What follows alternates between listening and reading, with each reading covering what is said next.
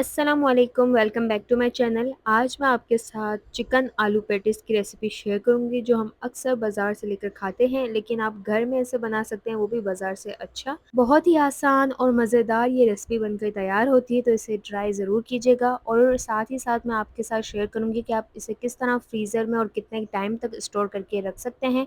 तो ये जानने के लिए आपने ये वीडियो आखिरी तक ज़रूर देखनी है, और चैनल पर नए हैं तो चैनल को सब्सक्राइब कर दें, बेल आइकन को क्लिक कर दें ताकि आने वाली मज़े की रेसिपीज़ की नोटिफिकेशन आपको मिलती रहे।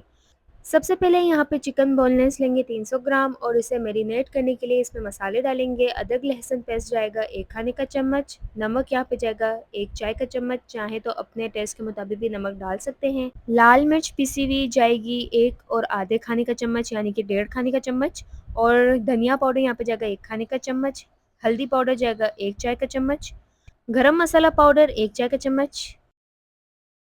विनेगर यहाँ पर डालेंगे आधे खाने का चम्मच, इसकी जगह आप लेमन जूस का भी इस्तेमाल कर सकते हैं। सोया सॉस जाएगा 1 खाने का चम्मच।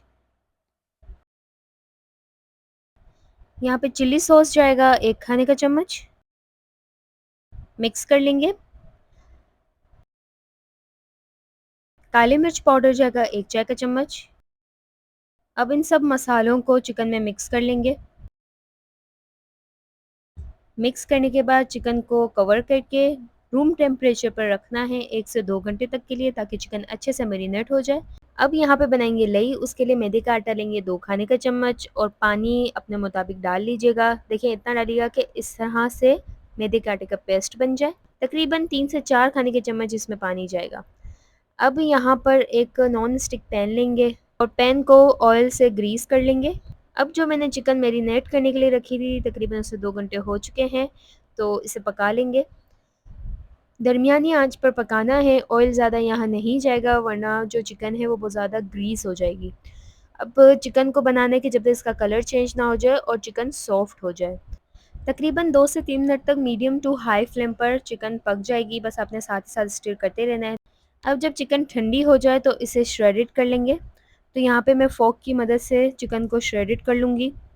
वीडियो पसंद आए तो लाइक ज़रूर कीजिएगा और दोस्तों के साथ शेयर करना मत भूलिएगा।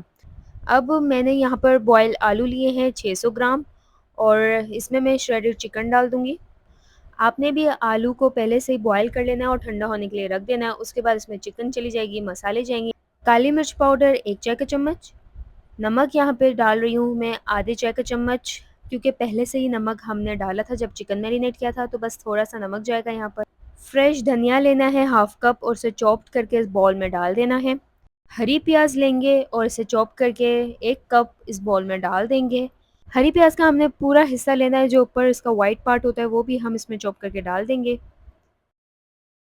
हाथों की मदद से इन सबको अच्छे से मिक्स कर लेंगे।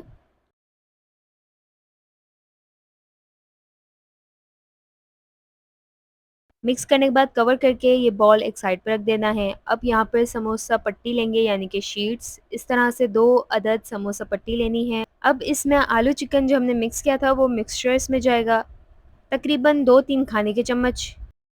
हाथों की मदद से भी आप डाल सकते हैं। और जिस तरह मैं इस समोसा शीट को फ़ोल्ड करी हूँ, इसको देखते हुए आपने फ़ॉलो करना है सारे स्टेप्स। अब जो मैंने पहले मैदे के आटे की लई बनाई थी, तो इस तरह शीट्स पे लगा के इसे स्प्रेड करूँगी और टाइटली फ़ोल्ड करूँगी। तो आपने भी इस स्टेप को फ़ॉलो करते हुए टाइटली समोसा शीट्स फ़ोल्ड करनी है। इससे ये होगा कि जब आप फ्राई करेंगे, तो जो मिक्सचर है वो बाहर नहीं निकलेगा। तो देखें इसी तरह मैं सारे पैटीज़ बना लूँगी।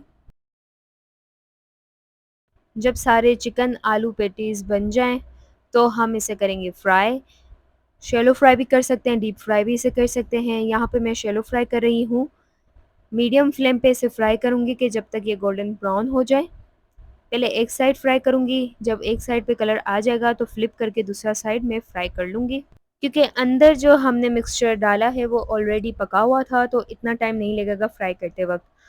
तो ये बाज़ार से अच्छा मैंने आपको घर पर ही चिकन आलू के पैटीज़ बनाना सिखाए हैं। उम्मीद करते हैं आपको ये रेसिपी पसंद आई होगी, इसे ज़रूर ट्राई कीजिएगा। जब फ्राई हो जाए तो डिश आउट कर लेंगे और गरमा-गरम करेंगे सर्व। चाहे तो चटनी के साथ सर्व करें, चाहें तो आप केचप के साथ भी सर्व कर सकते हैं।